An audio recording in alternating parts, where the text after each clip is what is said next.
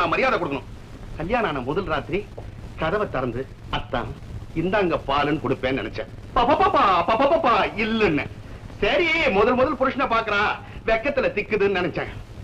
1-1.5 இருக்கும். அப்பதான் பேச ஆரம்பிச்சேன். தெரிஞ்சு போச்சே பர்மனன்ட் திக்கல்னு. தொட்டு தாலி கட்டிட்டு என்ன பண்றது?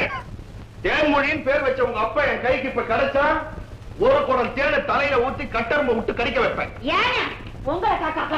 அடிக்க விட்டா நீ கடிக்கிறது போறாதா கட்டரும்பு வரவா? ஆமா எனக்கு ஏதாவது மணி ஆர்டர் வந்ததா? மணி ஆர்டரா?